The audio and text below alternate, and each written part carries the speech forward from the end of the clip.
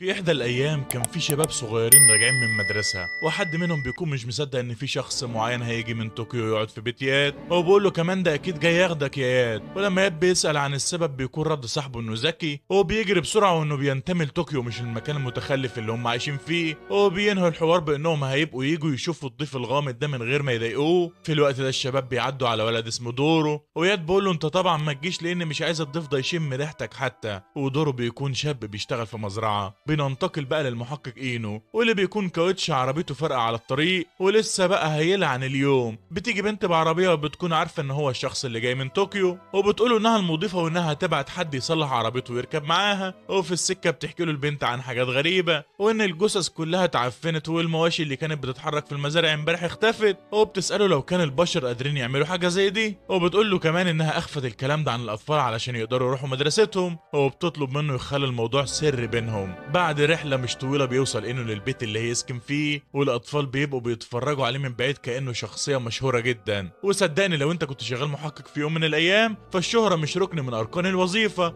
الافضل دايما انك تكون متخفي يا صاحبي. بس في حاله اينو انا مش شايف انه بيعمل اي حاجه يخبي بيها نفسه. المهم بيقوم اينو يتمشى وبيلاحظ دوره اللي بيشتغل في المزرعه ومش مديله اي اهتمام زي الاطفال التانيه. حتى لما اينو بينادى عليه بيكتفي دوره انه يقدم التحيه وبيكمل شغله. وبعدها اينو بياخد دش كده في الينابيع الحاره وحاجه اخر جمدان. هو بيدخل يات علشان يساعده وبيعرفه ان ابنه المضيفه، هو بيقعد يحكها معاه عشان يعرف انه نفسه يسافر وكده. لكن بتجيله الصدمه لما انه بيساله عن دوره، فبقوله احنا سميناه كده لانه دايما متوسخ وشغال في المزرعه، والاسم ده هو اسم الشبح اللي بيعيش في الحقول وبيتريق عليه. وبعد لما انه بيخلص بيخرج يتكلم مع المضيفه، وبقولها الولد اللي كان معاه ده اللي اسمه ياد، واصلا ياد كان قاعد بيتصنت عليهم ومفكره بقى هيمدح فيه وكده. لكن الصدمه بتجيله لما بيسمع انه بيقولها انا عايز ابدله واخلي دوره هو المرافق بتاعي. وبنشوف دوره وهو بيقول للمضيفه انه ما يعرفش حاجه عن خدمه الغرف والكلام ده، بس هي بتقول انه مطلوب بالاسم، فبيضطر ياخد دش ويخش يقدم له الاكل. وقبل ما يمشي انه بيمسكه من ايده وبيقول له خد رايح فين. الواد دوره بيبص له بصه كده اللي هو انت عايز مني ايه يا عم انت، انا مش بتاع الكلام ده. بس انه بيطلع له الكارنيه بتاعه وبيعرفه بنفسه انه محقق الظواهر الغريبه، وبيقول له بما اني هنا علشان احل قضيه فانا كنت عايز اخد رايك بما انك بتشتغل في الحقل بقالك كام يوم. وهنا بقى دوره بيقول له انت البحث بتاعك عن الجثه المتعفنه صح؟ فبيستغرب اينو لان المضيفه قالت انها كتمت الموضوع عن الاطفال، بس اللي يزعل بقى ان المضيفه كلفت دوره يتخلص من الجثث بنفسه. يعني حتى الست الكبيره اللي قلنا هتبقى عاقله هي كمان بتعامل دوره بعنصريه شديده. المهم دوره بيكمل وبيقولوا ان لحد دلوقتي مات 6 حيوانات، والشيء المشترك بين كل الجثث هو ان اعضائهم كلها تم اكلها. وبيضيف معلومه مهمه وهي انه دايما بيتخلص من الجثه الصبح قبل ظهور القمر الجديد، وده معناه ان لما القمر يظهر هتحصل حاجه جديده. طبعا انه بيبقى مبسوط جدا بدوره، وبيشوف في موبايله ان القمر الجديد هيظهر كمان 5 ايام. في اليوم اللي بعده بنشوف انه هو واقف بيساعد دوره في شغله وبيشيل معاه الزباله، والاطفال بتتصدم طبعا وبيسالوا يات هو دوره بيعمل ايه. وطبعا الولد بيكون عنده كميه حقد رهيبه. الوضع بيبقى مستقر كام يوم كده وكل حاجه زي ما هي، انه بيساعد دوره في كل حاجه والعكس صحيح، لحد ما في يوم من الايام كان انه بيساعده في المزرعه وبياخد باله من السلسله اللي في رقبه دوره وبيسالوا عنها. ودوره بيقولوا انهم قالوا له انها كانت معاه من وهو رضيع، وغالبا هي ملك الوالده اللي اتخلى عنه. ولما انه بيتفحصها بيكون مصدوم وبيقولوا ان ده اسمه حجر الحياه، وبيتم تشكيله في ظروف خاصه وحرفيا بيكون حاجه نادره وغاليه جدا. وبيقولوا ما اظنش ان دي حاجه تسيبها لطفل عايز تتخلى عنه، واكيد في سبب لوجودك هنا. لا وكمان بيقول له عايز تقابل اهلك انا ممكن ادور لك عليهم لو هم لسه عايشين. وهنا بقى دوره عينيه بتلمع وكأن الامل بيتجدد. وبنوصل لليوم الخامس واللي هتحصل فيه الظاهره، ودوره بيكون مستني انه عند الحقل، بس بيظهر يات اللي بيمسك في دوره وبيبقى عايز يضربه. وطبعا بيقولوا الكلام اللي احنا عارفينه، وانه ليه بيعمل كده مع انه عارف ان نفسه يسافر طوكيو. وبيقولوا كلام وحش جدا عن اهله وانهم اتخلى عنه. ولما دوره بيرد عليه بيقوله ما تخلوش عني بكل ثقه،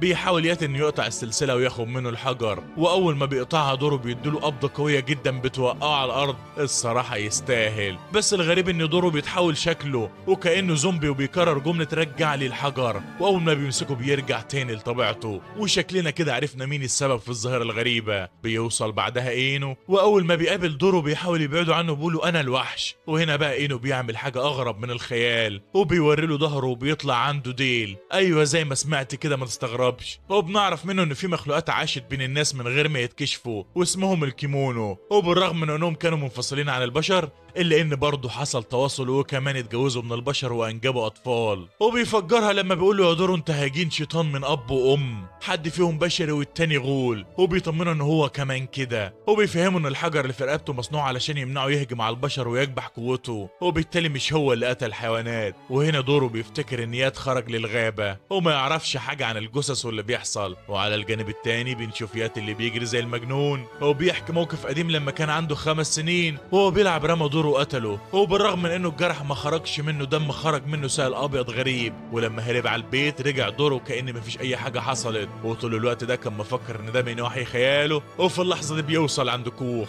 وقبل ما يفتح الباب بيهجم عليه كلبين شكلهم غريب زي الزومبي، بس في الوقت المناسب بيوصل اينو وبيضربهم بالرصاص، وبيشتبك دورو مع الكلب التاني. واينو بيقوله علشان تقتلهم لازم تقطع راسهم، وفعلا دورو مش بيكدب خبر ولوحده بيقدر يخلص عليه. المشكله مش هنا يا صديقي، المشكله ان الكلاب دي كانت معدوده ومتحوله، وقبل ما بيستنتج اينو حاجه بيشوف حيوان ايل شبه الشيطان، هو بيهجم عليهم وبيكون سرعته كبيره جدا حتى مسدس اينو مش بيجيب نتيجه. وهنا البطل الصغير او الشيطان الصغير بيخش كده على الايل، يدخل ايده جواه ويقطع راسه بكل سهوله وبيخلص الموضوع. وهم راجعين دورو بيقول ايه اللي عمل دلوقتي؟ انا ما بقاش لي اكل عيش هنا خلاص، الولد عارف حقيقتي وشافني واي حاجه كانت بتحصل هيتقال عليا انا اللي عملتها. وهنا اينو بيقول له فعلا عندك حق، بس انا عندي فكره. هو بيرفع المسدس في وشه وبيديله الحقيقه المره في وشه، وبيقول له انه تم تعيينه علشان يتخلصوا منه، وان المضيفه كانت عارفه حقيقته، وان اختها واللي تبقى ام دورو قالت لها كل حاجه. وبعد السنين دي ولما بدات الحوادث قررت انها تقتلك، مع ان اللي بيحصل لك مش منك انت،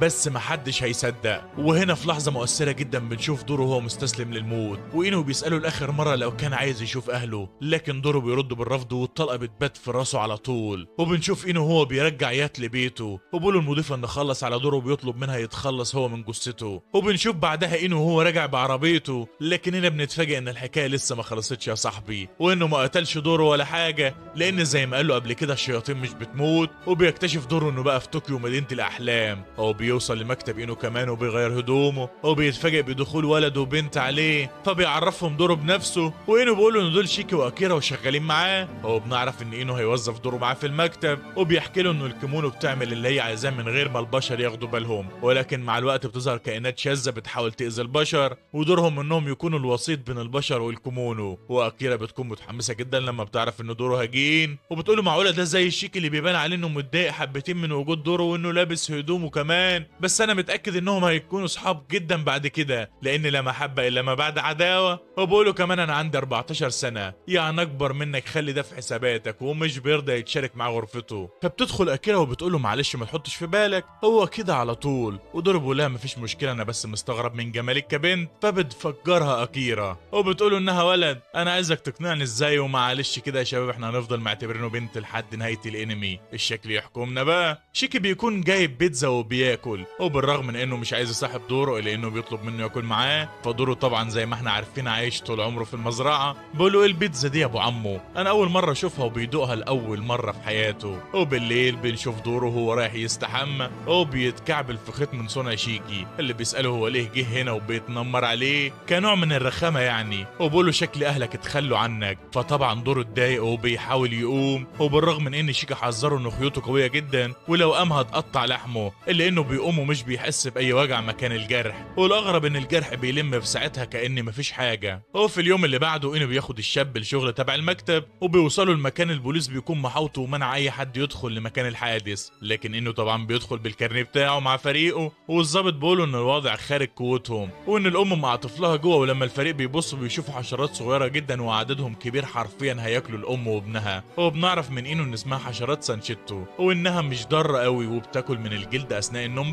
بس في وجبات ليها بتكون مفضله، وواحده من الوجبات دي في الغرفه، ولو خرجوها الحشرات هترجع لمكانها. وانه بيقول انه ممكن يحول جسمه الفولاذ والحشرات مش هتعرف تعمل له حاجه، بس تحويل جسمه هياخد وقت، ونسبه نجاه الام وابنها هي 50%، وطبعا بتكون نسبه صعبه جدا. حتى الظابط بيكون شايف انهم يحرقوا البيت احسن، واكيد اللي جوه دول ميتين مفيش غير كده. وهنا شيكي بيقول انا هتصرف، هو بيدخل صوابعه بين الباب، وبنعرف ان قوته شبه سبايدر مان كده، وبيصنع خيوط حرير وبيعملها زي الشبكه، بس للاسف الموضوع مش بيمشي زي ما هو عايز، والحشرات بتبدا تاكل الشبكه والخطه بتفشل. وهنا بيجي دورو اللي بيقرر انه يدخل، وانه بيطلب منه يخرج الشيء اللي جوه السرب، ولما بيدخل الحشرات بتبتدي وبتبتدي تتجمع عليه، بس بما انه شيطان ملوش دم والحشرات مش هتقدر تسيبه بالشلل وكمان مش هيحس بالالم، هو فعلا بيمسك دوره الوجبه وبيرفعها ناحيه النور والحشرات بتختفي وبيتم انقاذ الام وابنها. ولما الفريق بيخرج بنكتشف ان الوجبه المفضله للحشرات كان الكوتشي غالي، بس انه بيشرح ان الوجبه المفضله لهم هي الاحساس بالذنب، وتقريبا الكوتشي ده كان مسروق ومش بنقعد كتير وبيوصل اخو الولد وبيشكرهم وبيسالهم عن السبب، فانه بيديله الكوتشي وبيطلب منه يخلي اخوه يرجعه مكانه. وهنا الولد بيفهم ان امهم بس هي اللي بتصرف على البيت والكوتشي بتاعها باظ وطبعا ما معهمش فلوس يشتروا واحد جديد، واخوه في اليوم ده جاب كوتشي جديد ليها. بس لما اخوه وبخه والذنب بقى على وشه ظهرت الحشرات، وامه بالرغم انها بتخاف من الحشرات الا انها دخلت تحميه. وهنا دوره لاول مره بيحس انه محتاج عيلته، وبيسال انه لو كان بالشغل عنده يقدر يوصل لاهله،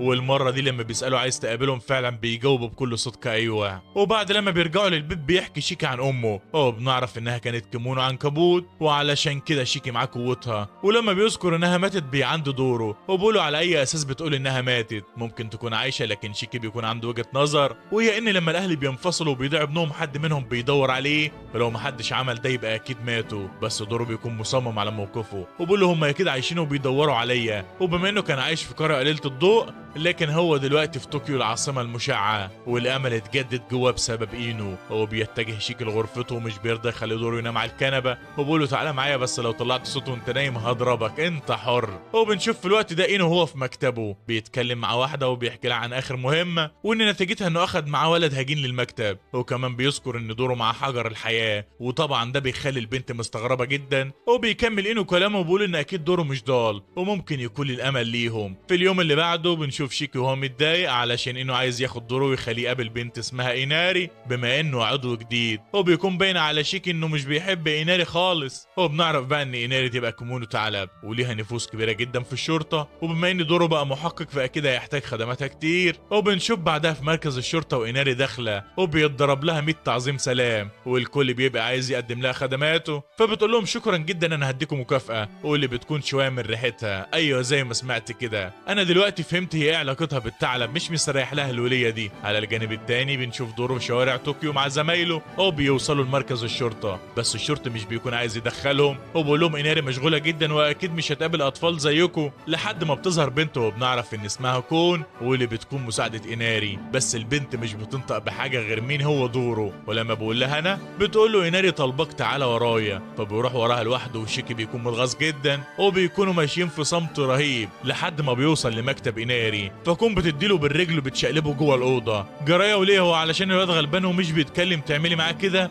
المهم بقى اول ما بيدخل بتعرف ايناري بنفسها وكلامها بيكون كله غريب، زي انها كانت هتموت وتقابله وسمعت كتير من اينو عن انه هجين انسان وغول، وشويه وهتحكي له تاريخ حياته بالتفصيل، وبتطلب منه بعدها انها تشوف حجر الحياه. واول ما بيخرجوا بتخطفه منه وبتقول له انت عارف اننا كيكيمونو بنعيش حياتنا واحنا بنتغذى على طاقه البشر اللي بينتجوها، بس الموضوع اختلف لما انت ظهرت ومعاك حجر الحياه، لاننا كده ما بقناش محتاجين البشر في حاجه ولا هنبقى عطشانين للطاقه. وبترفع ايدها فبتنزل كون على دماغ دوره تقطعها نصين، وانا مش فاهم اي حاجه خالص. وبتقول الشرطي ياخد الراس ويتخلصوا من الجسم ويقفلوا عليه كويس علشان ما يحصلوش نمو، وبتاخد ايناري الحجر علشان تفحصه، وبتقول له كنت تولى امر زمايل دوره اللي كانوا معاه، انا قلت لكم من الاول يا جدعان مش مستريح للوليه دي. المهم بقى والشباب مستنيين بيدخل عليهم دوره وهو ماسك الشنطه اللي المفروض فيها راسه، وهنفهم كمان شويه اللي بيحصل. المهم بيقول لهم ان ايناري طلبت منه يوصل الشنطه لغرفتها، وهنا شيكي بيقول له مالك يا عم انت في ثعلبه عجوز عضتك ولا ايه؟ فبيتحول وش دوره لثعلب فجاه وبتظهر كون على حقيقتها، وكده فهمنا هي ايه قوه كون. وقبل ما شيكي يكمل كلامه كون بتقول له مفيش بايدي حاجه انا هقتلكم دلوقتي، وعلى طول بتبدا ترميهم بكرات من النار وبتخلي المكان يولع. وطبعا مفيش حد من الشرطه بيبقى قادر يتكلم لانهم ملعونين بسحرها اللي بيخليهم مش بيفكروا ولا بيحسوا باي حاجه. وهنا شيكي بيستخدم قوته وبيعمل درع بخيوطه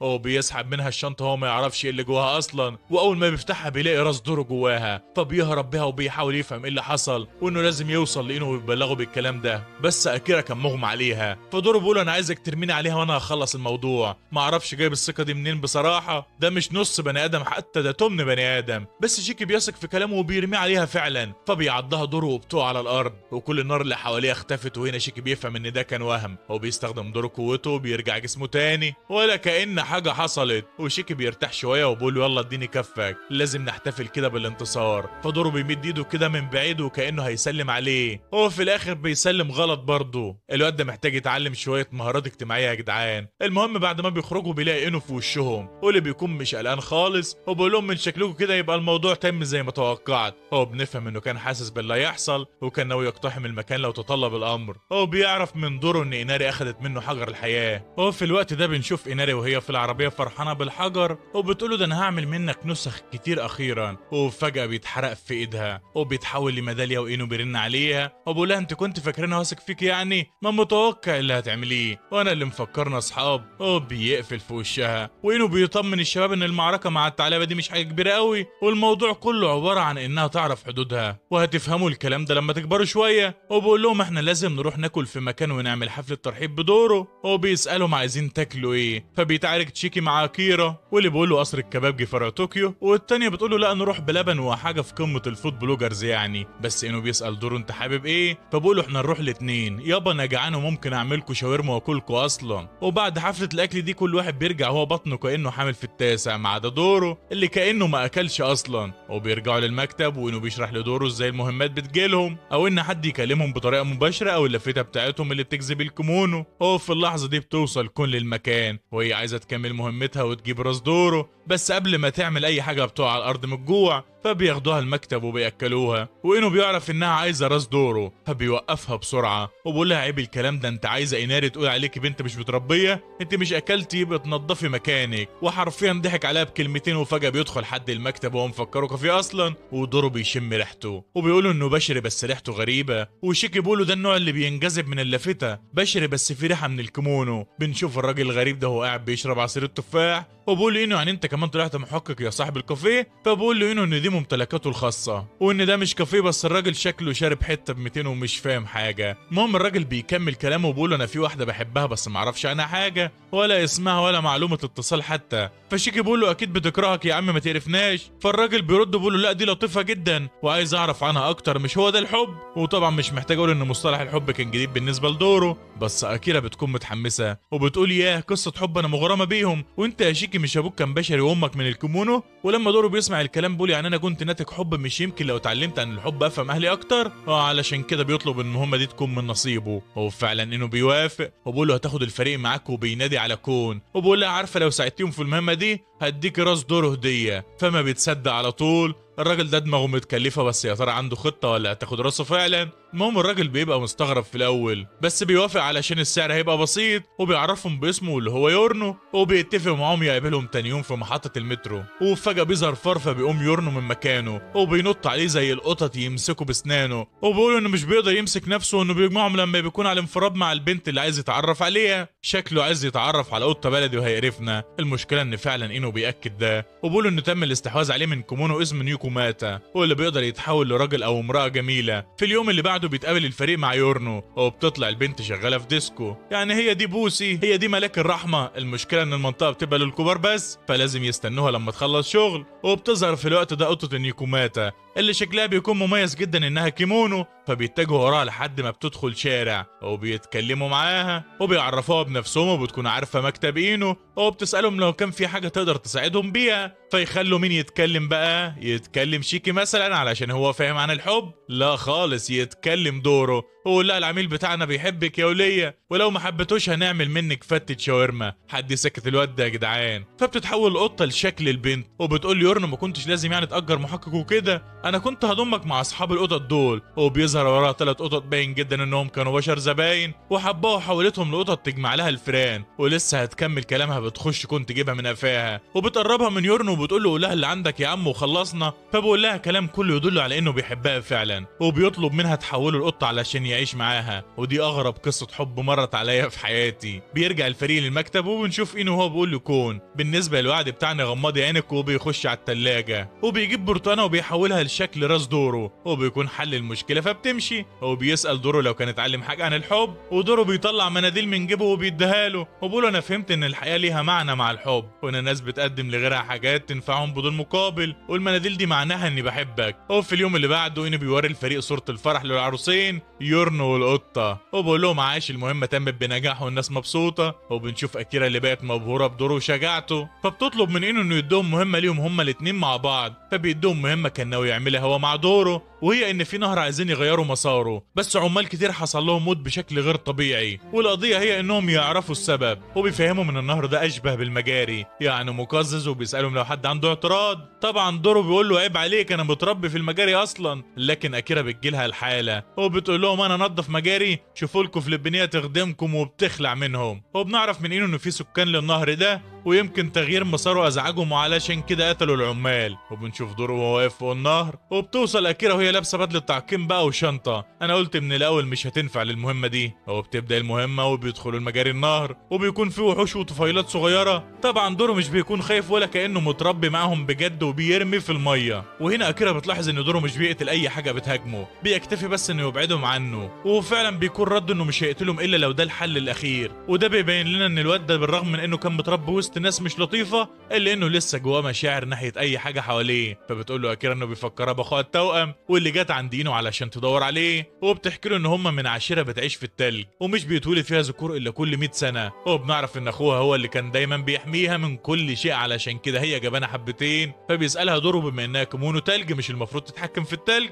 واكيرا بتقول انها بتعمل حاجه زي كده بس هي مش شاطره في ده، واخرها ممكن تجمد سطح الميه. فبيطلب منها توري له حاجه، بس هي بترفض لانها لو عملت كده الكائنات اللي في النهر هتموت. وفي وسط اللحظه الصامته دي بيظهر من ورا اكيرا وحش ضفدع بيهجم عليها، بس بسرعه دورو بياخد ماسوره وبيديها له في وشه وبينقذها. وبيستغرب ليه الكائنات دي بتهاجم لو محدش عمل لها حاجه الا لو كانت بتطارد فريسه. وفجاه بيظهر حيوان صغير كده زي الراكون، بيمسك الضفدعه يعضها ويوقعها في الميه. وبنعرف ان الراكون ده جايب رساله من اينو، ومربوط في رقبته ازازه فيها دم. ولما بيقرا الرساله بيعرفوا ان السكان الاصليين للنهر هم كيمونو الضفادع، وهم السبب في الوفيات الغير طبيعيه، وانهم بقوا يهاجموا البشر بدافع الغريزه. وده هيكون خطر جدا على الناس في الخارج، والدم اللي موجود في الازازه ده يقدر يجذبهم زي الطعم يعني. وبتقرر اكيرا انها تقاتل مع دورو بالرغم من خوفها، وبتحط الدم في النهر، وبتخرج الضفادع على طول للهجوم. ودورو بيبدا يضرب فيهم واحد ورا التاني، حتى الراكون بيحارب معاه. بس اكيرا بتقعد تعيط من الخوف، وبتحاول تفكر هي هتعمل ايه، لحد ما من كتر الضغط العصبي عليها بتجمد كل حاجه حواليها، وحرفيا بتنهي المهمه. وفي الوقت ده بيخرج الضفدع الاكبر، وبيتكلم مع الراكون وبيعتذر له، وبيفهمه ان الضفادع مش بس بقت بتهاجم البشر، دي كمان بتاكل عيالهم. وبيشكروا انه خلصهم من نفسهم. في اليوم اللي بعده بنشوف دوره وهو بينظف في المخزن، لحد ما بيوصل للباب اللي اينو قال لهم مهما حصل ما تفتحش الباب ده. فبيحاول يعد الصناديق علشان ينظف قدام الباب، وفجأة بتخرج ايد تشده لجوه وتقفل الباب. ولما الصبح بيجي الشباب بيكونوا مش لاقيينه، فبيتكلموا مع اينو انه دوره مختفي، وانه تقريبا كان بينظف ووقعت منه المساحه. واول ما بيعرف المكان اللي لقوا فيه المساحه بيجري على هناك على طول. واول ما بيفتح الباب بيلاقي دوره واقف قدام حد قاعد بيلعب على الكمبيوتر، والشخص ده اسمه ميهاي. والاغرب من كده ان ميهاي عمال يقول له دوره فين الميه، يروح دوره مديها له فين الاكل، وهكذا. وطبعا اينو بيوبخه ومحدش بيبقى عارف مين ده اصلا، لحد ما ميهاي بيعرف عن نفسه وانه مصاص دماء وبيوفر خدمات المعلومات والاتصالات للمكتب. من الاخر كده الكول سنتر بتاع المكتب. وبنشوف ميهاي وهو بيقول له دورو انت من هنا ورايح تشتغل معايا، هتقف جنبي تفتح لي ازاز الميه. وطبعا بما انه دوره مغفل ومش فاهم يعني ايه استغلال، بيقول له طبعا ليا الشرف، انا طول عمري كنت خدام اصلا. فبيخرجهم اينو من المكان، وبقول لهم علشان كده قلت لكم محدش يجي ناحيه الباب ده. وبنعرف منه ان ميهاي هو حد من اصحابه القدام، وبما ان مصاصين الدماء عندهم قدرات جسديه وعقليه خارقه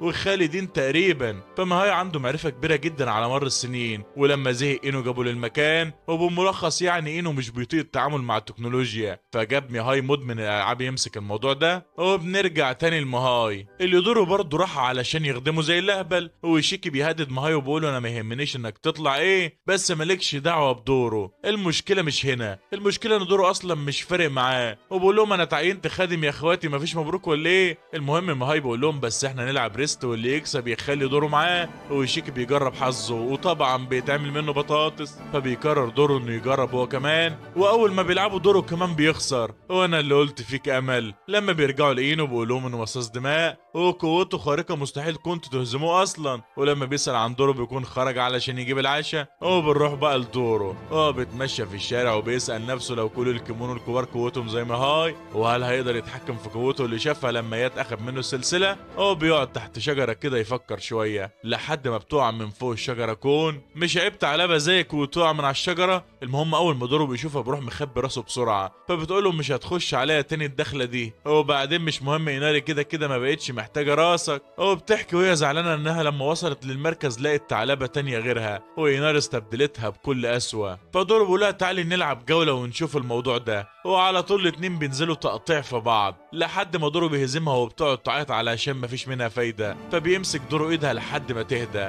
على الجانب التاني في المركز بنشوف مهاي اللي خرج من غرفته، واينو مستغربه فبقوله انه مش قادر يلعب لان دوره كسر له ايده هما بيلعبوا ريست. وصدقني انا مش فاهم ازاي، وكلنا متاكدين ان مهاي هو اللي كسب. المهم بقى ان مهاي مصاص دماء مشغول، فايده هتاخد حوالي اسبوع علشان تتشفي، وده هيخليه يساعدهم في الشغل. هو بيمسك اللابتوب بتاع اينو وبيقبل مهمه صعبه جدا من الاخر كده، بيصعبها على العيال علشان مش عارف يلعب، مريض نفسي قوي يعني. وبنرجع تاني لدوره وكون اللي بيفضلوا قاعدين لحد بالليل وهي نايمة على كتفه، وحاجة في منتهى الرومانسية. هو بيقترح عليهم دوره انها تعيش معاهم، واكيد اينو هيهتم بيها بس هي بترفض، وبتقول انا ثعلبة وما ينفعش اعيش مع راكون بس ممكن اعيش معاك انت. وهنا دوره بيحس انه هيحط نفسه في حوار، فبقول لها انا هروح اجيب العشاء واروح، سلام عليكم. هو بيسيب ايدها على اساس انه رجع لها تاني، ولما بيوصل البيت بيكون في مهمة للفريق واللي بتكون شركة الالكترونيات. من 3 سنين في 16 واحد انتحر في مصانعهم، وده خلى الشركة قربت تفلس. وفي السنة اللي بعدها ما حصلش ولا حالة انتحار، واي حاجة عن سمعتهم الوحشة اختفت. ومهمة الفريق يعرفوا ايه اللي حصل خلال حالات الانتحار. وطبعا الفريق كان مفكر ان اينو موافق بالمهمة دي، بس بنكتشف ان ماي حبسه في اوضته، وشكل ناوي الفريق على ان هي مش تمام. بيبدأ شيكي يدخل ويستخدم قدرة جديدة زي الاختفاء. هو بيكون ميهاي باعت مع عربية صغيرة بيتحكم فيها عن بعد، وفيها مميزات كتير جدا. بيقرب شيكي من باب في الشركة، وبيكون النور فيه شغال، وبيلاحظ ان العمال بيشتغلوا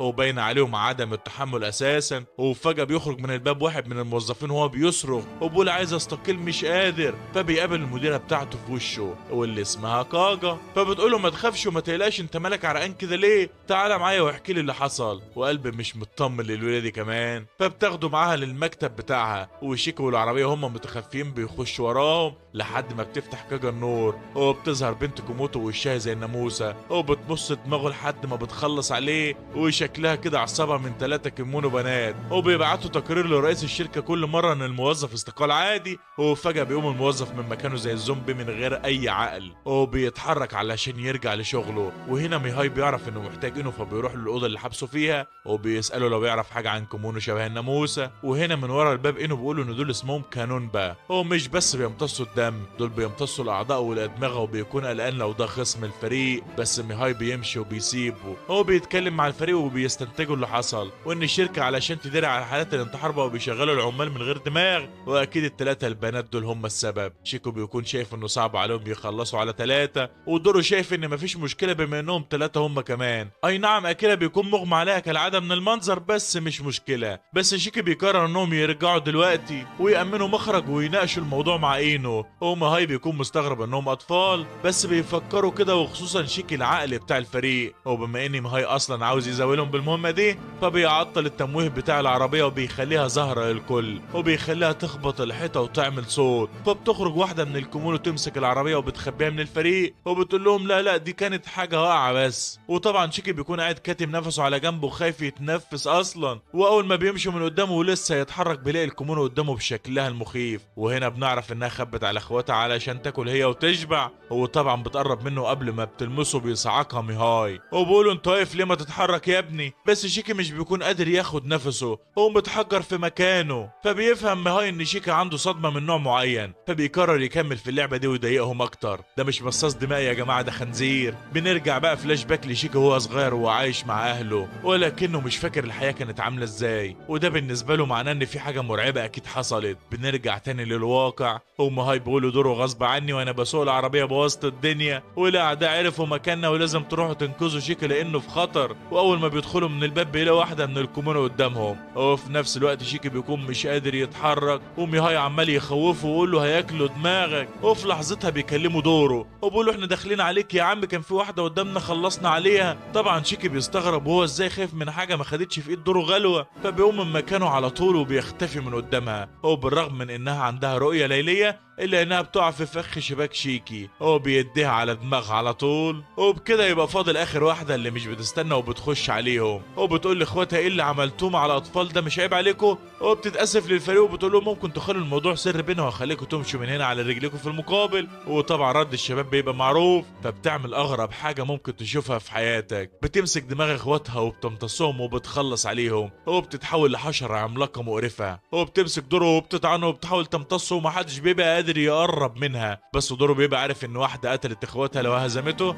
هتقتل اصحابه كمان ومش هيبقى قادر يحميهم، وبتبدا القوه اللي في جسمه تحاول انها تتحرر. وهنا ماهاي بيقول له انا هقول لك انت ليه ما قدرتش تهزمني، ده لانك بتستخدم قوتك البشريه، بس استخدم قوه الكيمونو بتاعتك. وعلى طول بينفجر دوره بقوته وبيقطع دراعات الحشره. والاغرب بقى انه المره دي قادر يتحكم في قوته وبيرجع تاني لطبيعته، لان الخطر خلص. وقبل ما يقطع رجل الحشره بيكون اينو خرج وبيقول له كفايه لحد كده. وبالرغم من ان العدو لسه حي، بس اينو بيقول لهم ان مهمتهم اتحققوا بس، وايناري هتتكفل بالباقي. وفي اللحظه دي بيوصل مساعد ايناري الجديد واللي بيكون اسمه نوبي، هو بيدخل يحرق الحشره في ثواني ويخفيها، وده لان ما ينفعش اللي بره يعرفوا بوجود الكيمونو. وبعد ما بيخلص بيشوف ماهاي بيوشوش دوره وبيقوله ان ايناري ما تخلتش عن الحصول على حجر الحياه، وانا كنت هنا براقبك علشان كده وصلت بسرعه، ومن الاخر مش هناخده منك بالقوه علشان انه ما يزعلش، بس لو قدمته بنفسك لايناري مش هيتضايق، وده اللي ايناري عايزاه منك، فخلي بالك بقى. ولما دوره بيساله عن سبب انه يبلغه بحاجه زي دي، فنوبي بيقول له قرب ودنك علشان ده سر، انا بكره ايناري. وبعدها بيسيبه يمشي وبيرجع الفريق للبيت وبيعرفوا اللي ماهاي عمله، وبيدافع عن نفسه بانهم مش هينضجوا ابدا تحت ايد اينو وحمايته الزايده ليهم. واينو بيقول لهم الصراحه انتوا فاجئتوني وانا مبسوط باللي عملتوه، فمش هقدر انفي كلامه. وفي اليوم التاني في الاخبار بنشوف ان الحادثه اتعرفت والشركه اتقفلت خلاص، ودوره بيكون مبسوط ان كل اصحابه بخير وقدر يحميهم. وفي اللحظه دي بقى بيفتكر الحاجه اللي كان ناسيها، ايوه بالظبط كده، الانسه كون اللي كانت مرميه على الكرسي مستنياه، وعلى طول بيجري على الجنينه يقابلها، وهي ما بتصدق اصلا انه رجع لها، وبيحكي لها عن المهمه وبيتاسف لها. وفي الوقت ده بيكون نوب واقف على شجره تانية وبيراقبهم، وبول برضه مش بياخد حذره، انا قلت له احنا تعالب في الاول وفي الاخر وهو ما فهمش.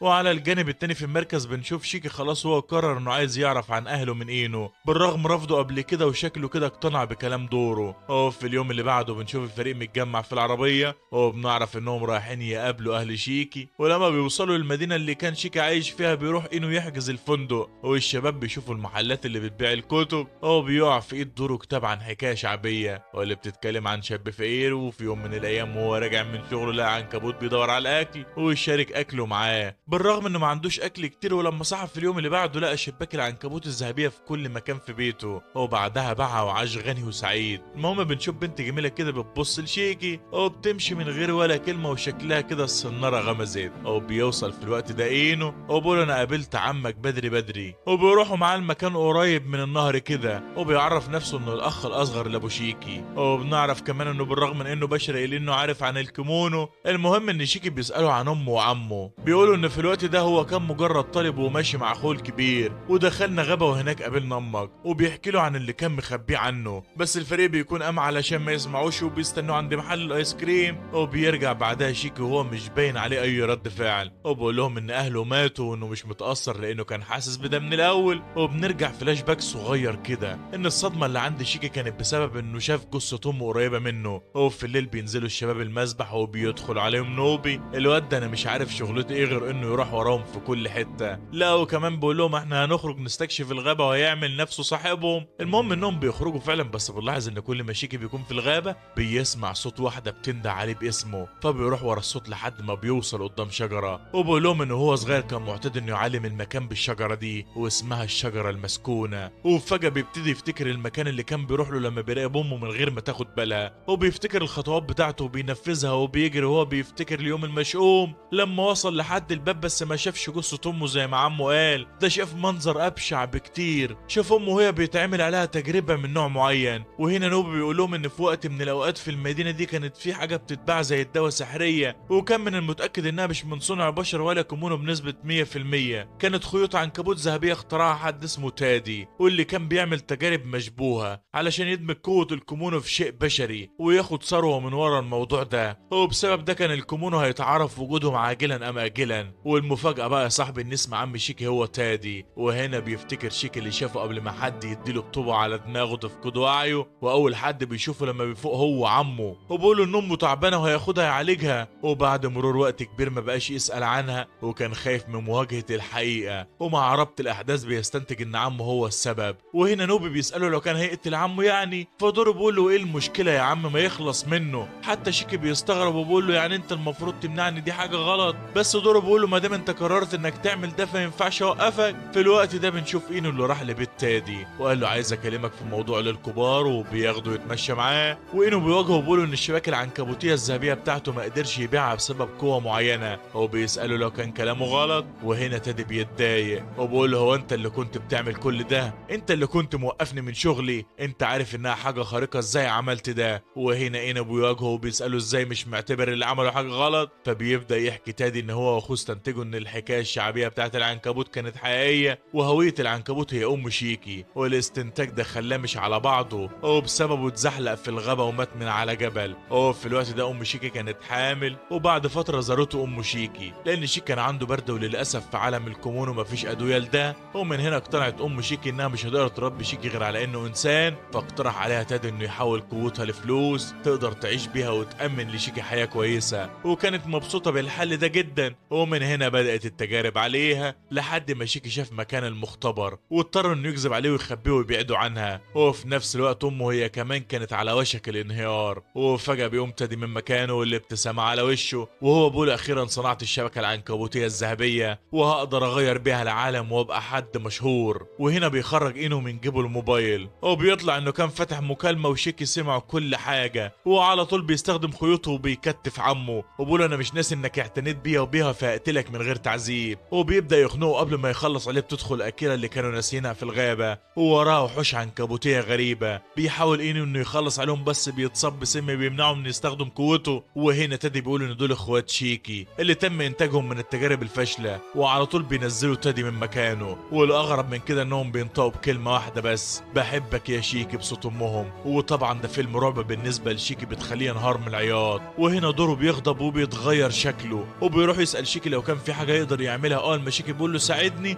بيمسك واحد من الوحوش في ثانيه يقطعه نصين. وبالنسبه للوحوش اللي بيقرب من اينو بتوصل البنت اللي كانت بتبص على شيكي في محل الكتب وبتقول له اينو انها تساعده يعالج ايده من غير ما تادي يشوفها. وبنرجع تاني لدوره اللي بيمسك اي حد يقرب منه يفرتكه، وبيقول لتادي انه عايز يقتله هو ومش هيقتل حد لو ما حدش يقف قدامه. وهنا بيظهر وحش عملاق فبيدخل عليه دوره وبيضربه في عينه، والعدد بيبقى كبير جدا. وبيقلع دوره التيشيرت بتاع شيكي وبيقول له خليك معاك انا مش عايزه يضيع مني زي المره اللي فاتت. وشيكي بيصرخ وبيقول له دمر كل حاجه عمي عملها. وبتحصل معركه جباره. على الجانب التاني بتشوف البنت اخدت ايده النهر وبتقول له يحط ايده فيه ويشرب منه، وعلى طول مفعول السم بيختفي. ومش بتكون عايزه تعرف نفسها، هي بتكتفي انها تطلب منهم انهم ما يقتلوش تادي لانها عايزه تساله على حاجه الاول مهما كلف الموضوع. بنرجع تاني لدوره اللي بيكون فقد دراعه بس كده كده هينمو تاني، وبيكون خلص على كل الوحوش اللي بيكون عددهم اكتر من 100 واحد. وبيقرب من تادي وبيرميه قدام شيكي وبيقوله مفيش حد يدافع عنه، ممكن تقتله بسهوله، ولو عايزني انا اقتله هعمل كده. بس شيكي بيقوله انه لما سمع صوت امه ادرك انه لو قتل عمه مش هترجع عيلته برضه. وهنا بتوصل البنت، واول ما تادي بيشوفها بيقول انا مش قلتلك تفضلي في الغابه؟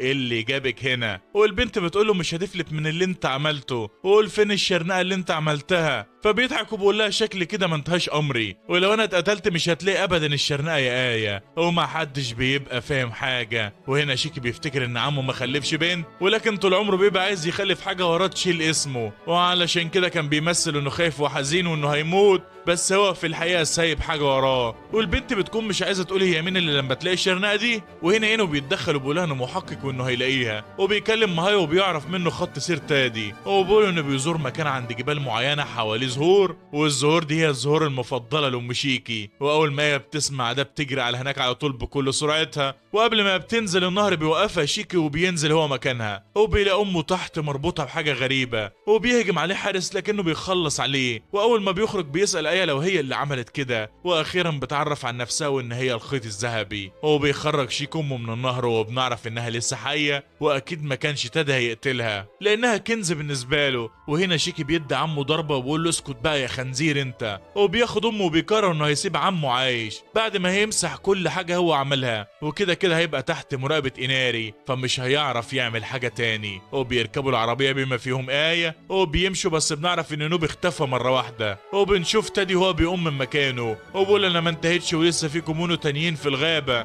انا بس اللي اخترت غلط. فبيظهر من ورا نوبي وبيقول انا كنت ناوي اسيبك عايش من باب الرحمه، بس انت ما اديتنيش قرار غير ده، وبيولع فيه وبيمحي من الوجود. بعد ما بيوصل فريق المدينه بنعرف ان اينو دخل ام شيكي مستشفى، وبالرغم من ان جروحها خفت الا انها ما فاقتش من الاغماء. فبيروح يسال حد متخصص وبتكون ست عجوزه كده. اول ما بتعرف ان اينو اللي بيكلمها بتخرج على طول، والست العجوزه بتشخص حاله ام شيكي بانه امر نفسي، وانها اكيد مرت بوقت وحش جدا، وبتطمنهم انها تعمل دواء عشب هيجيب نتيجه. وبنعرف من اينو ان الجده العجوزه دي كانت دكتوره بيطريه في الاساس، وفي الاخر بقت معالج للكيمونو ولكنها بشريه. وبيقرروا انهم يقعدوا ليله في المستشفى لحد ما يطمنوا على ام شيكي. ووقت ما الكل نايم ايه بتكون واقفه بره الباب خايفه، وبنعرف منها ان وظيفتها كانت بتعالج اي اصابه تحصل لام شيكي، ودايما تادي كان بيعاملها وحش وبيضربها لو ما سمعتش كلامه، بس ما يقدرش يعمل لها حاجه اكتر من كده لانه محتاجها، وطول الوقت ده كانت محبوسه مع امها بما انها مصنوعه منها. وفي يوم من الايام اكتشفت ان ليها اخ اكبر منها، وكانت مستنيه الفرصه اللي امها تصحى فيها علشان تهرب وتقابل اخوها.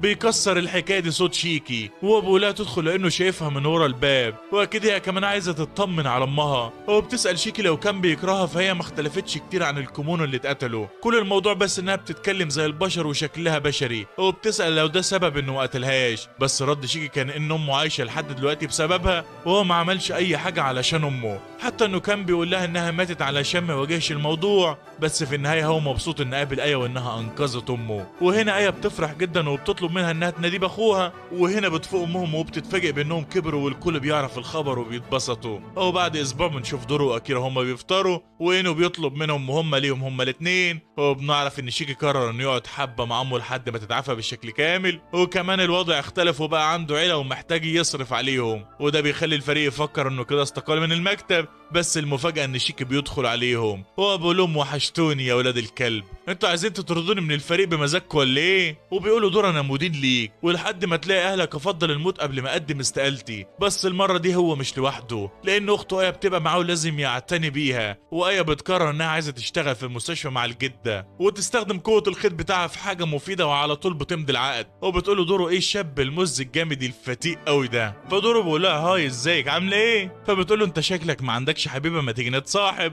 وبدون اي مشكله زي الروبوت بيوافق. وشيكي بيكون هتجيله جلطه من الموقف اصلا. هو في الوقت ده بتدخل كل المكان بعد ما اتمرنت علشان تهزم دوره، بتشتغل نار الغيره يا باشا، وشكلهم كده هيقطعوا بعضهم عليه. تاني يوم بيكون في مهمه للفريق، وهي اصابه نساء في وشهم في شارع تاكيشي، ومفيش دليل على المعتدي، وانه بيشرح لهم الموضوع اكتر من اصابه في الوش. دول بيتم تمزيق وشهم، وطبعا اكيرا اول ما بتسمع الكلمتين دول بيغمى عليها، وشيكي بيكون لسه في الصدمه بتاعت اخته. فما فيش حد يروح للمهمه دي غير دورو وايه، وطبعا كوم مش هتسيبهم في حالهم فيها لخ فيها. وبعد ما بيوصلوا المكان بتبتدي سلسله من الاشتباكات النسائيه الغريبه، لحد ما في صوت بينده على كون وبيقول لها هساعدك، ومره واحده بتتشد ايه من شعرها وبتتعلق في الهواء، وكان في حد مخفي هو اللي بيعمل كده، ودورو مش بيعرف يتصرف فبيضرب في الهواء، وفعلا بينجح في اصابه الخصم. هو بينقذ ايه، ولما بتوصل كون بتظهر الكومونو واللي بتكون شبه الظل حرفيا ومشوهه كده. بنعرف انها بتعمل كل ده علشان بتحب واحد شغال في محل الهدوم، بس هي متضايقه لان كل البنات حواليه، واعملوا نفسكم مش واخدين بالكم من اللي بيحصل. المهم الكيمونو بتفضح كون وبتقول انها طلبت منها تشد ايه من شعرها، بس هي بتنكر وبتتعصب جدا من وجود ايه لدرجه انها بتعضها. بس في الوقت المناسب بينقذها دورو وبيحط ايده قدامها فبتعيط كون وبتهرب. وبيرجع دورو ايه للبيت، وبنعرف ان ايه عملت الوحش جسم علشان تبقى زي البشر، وبتكون خلصت المهمه. وبتغيظ اخوها وبتدي لدورو بوسه وبتقول له معلش بقى يا عم العيال انت عارف الحب وعمايله، وبتطلع تجري. عليه. طبعا دورو مش بيبقى فاهم اللي بيحصل، وبيروح للشجره اللي بيقابل عندها كون، واللي بتكون بتعيط بطريقه هستيريه، وبتقول له انت بتكرهني علشان حاولت اعض البنت اللي معاك. فبيحط دورو ايده على خدها وبيقول لها ما تزعليش. فكون بتقول له ايه ده انا خفيت. هو حاجه في قمه المحن يعني ووجع القلب، وبتعترف ان نفسها تكون الاولى بالنسبه لدورو ومحدش ياخد مكانها. ولما دورو بيرجع وهي بتقابله بتخش عليهم كون وبيبداوا يتخانقوا تاني مع بعض. واكيرا بتقول له انا عارفه ان القرار صعب بس اختار واحده منهم وما توجعش راسنا. وطبعا دورو ما يفهمش الكلام ده، فبيقول لها لا يا حبيبي انا حد بتحبه هختار اينو. لا جدع ياض هنشك فيكوا كده. وفي احدى الايام في احد شوارع طوكيو بيكون في كام شاب كده شاربين عصير تفاح وبيخبطوا في كتف واحد بالغلط، والشخص ده بيسالهم لو كان يعرف حد باسم اينو، لكنهم بيستهزئوا بيه. فبيمسك واحد منهم وبيحوله لكتلة تلج. طبعا كلنا كده عرفنا هو مين، بس مش هنقول علشان نكمل باقي الاحداث. بنرجع بقى للمكتب وبنشوف اكيرا وهي بتعيط على الدبدوب بتاعها اللي اتقطع واللي كانت بتناديله باسم اخوها، واينو بيقول بس انا عارف مين هيخلص الموضوع ده. فبيدي الدبدوب لميهاي علشان يخيطه، وفعلا بيصلحه وبيضيف كمان ذكاء اصطناعي فيه علشان اكيرا تقضي وقت معاه. غريبه يعني الواد ده يعمل حاجه كويسه، شكلنا كده ظالمينه يا جدعان. وبنرجع فلاش باك عند اخو اكيرا لما كانوا صغيرين، ودايما بيبان ان اخوها هو دايما القوي اللي بيستحمل كل حاجه زي اي اخ كبير يعني وكده. وبنعرف منه ان بسبب ان مفيش اولاد بيتولدوا غير كل 100 سنه فبيبقوا زي الكنز في قريتهم، وكان بيبقى فيه راهبات تلجيه هم اللي بيعتنوا بيهم. وبنعرف منه كمان انهم ما شافوش وش امهم قبل كده،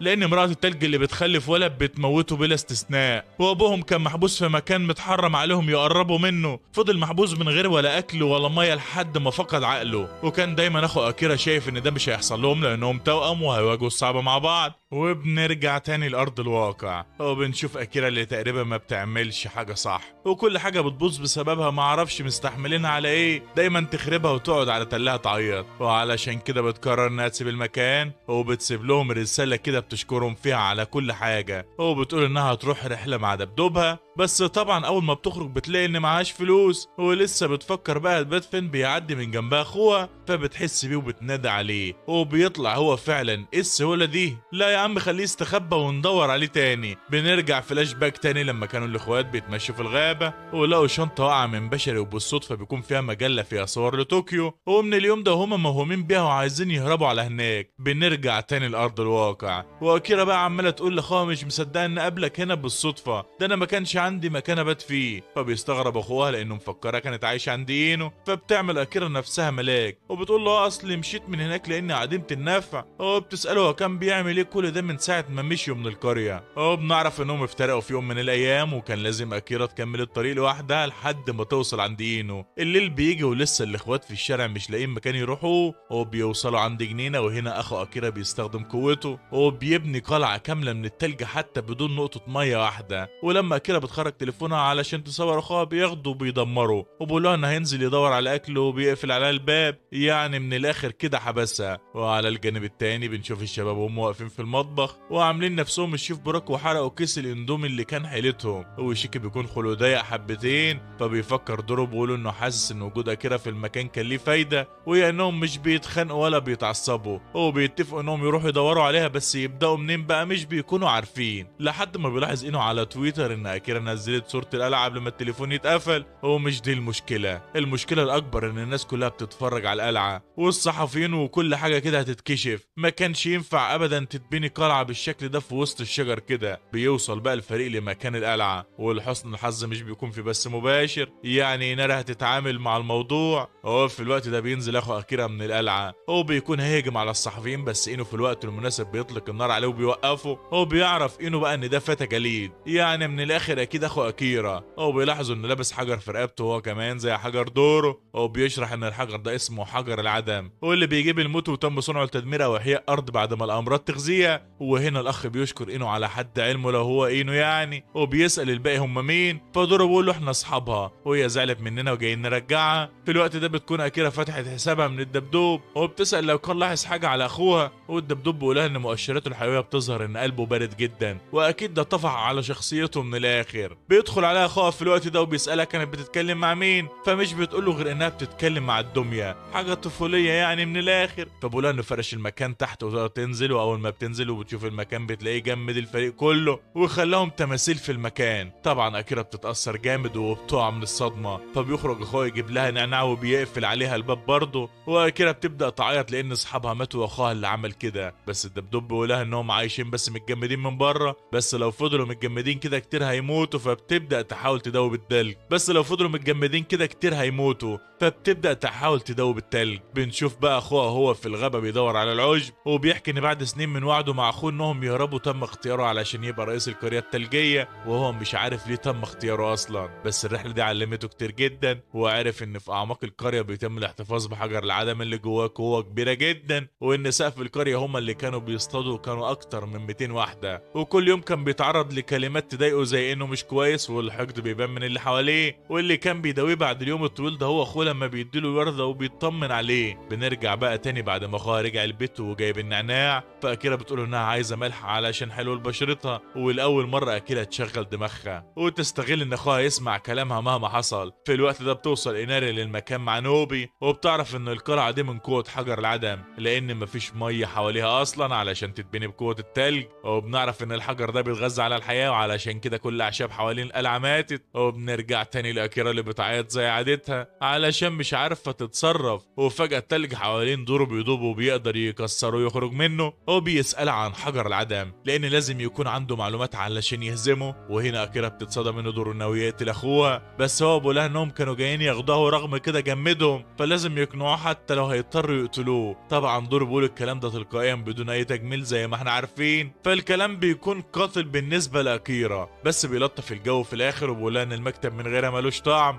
هو ده اللي ربنا قدرك عليه. لا عاش جدا الصراحه. هنا بقى الموضوع بيتقلب لمستوى جديد، اكيرا بدات تغير كلامها واسلوبها مع دوره، وقالت له ان هي اللي قالت لاخوها يتخلص منهم، وبالرغم من كده دوره مش بيصدقها، بس هي بتصمم وبتقول انها بتكرههم وبتربي الدبدوب بتاعها كمان. ولما بيوصل اخوها بتمنعه انه يجمده وبتقول له خلاص انا مش محتاجه الملح، وبترميه في الارض وبتقول له انا زهقت يلا نمشي من هنا، وسيبهم زي ما هم، والدموع بتنزل من عينيها. وفي لحظه الصدمه اللي دوره فيها الدبدوب بينادى عليه وبيقول له يكمل مهمه اكيرا ويخليه يرش الملح على عينه ويولد حراره علشان يدوبهم. وبتدخل عليه فجاه ايناري وبتقول له ما تخافش، انا مش جاي علشان حجر الحياه المره دي، انا جاي علشان حجر العدم، وانت اكيد هتساعدنا نرجعه، ده كمان ليه علاقه كبيره باهلك. وعلى الجانب التاني بتكون اكيرا ماشيه مع اخوها، وبنعرف حكايه غريبه جدا، وهي ان الولد اللي بيتولد في قريه التلج بيتجوز كل الستات اللي في القريه لحد ما يتولد ذكر تاني في القريه. وعلشان كده استغل اخو اكيرا الموضوع وطلب من نساء القريه انهم يسمحوا لاكيرا بالهرب، واللي هيموت نفسه وساعتها مش هيقدروا يخلفوا تاني ذكور. هو في اليوم اللي مشيت فيه اكيرا من القريه سمع اخوها واحده من النساء بتقول انهم يبعتوا حد وراه يخلص عليها، ولما بيحاول يقتلها بيكتفوه، فمش بيقدر يعمل حاجه غير انه يهرب. ومع الرجوع للوقت الحالي اخو اكيرا بيحس ان في حد حواليهم، فبيحبس اكيرا، والشخص ده بيكون نوبي اللي اول ما الاخ بيهجم عليه ويجمد رجله بيستخدم النيران بتاعته وبيسيح التلج من حواليها، وشكلها هتبقى معركه القرن يا جدعان. في قلعه التلج بقى ايناري بتحاول تقنع دوره يروح معاها، وطبعا دوره مش بيبقى واثق فيها، وفي نفس الوقت مش عايز يسيب اينو وشيكي لوحدهم.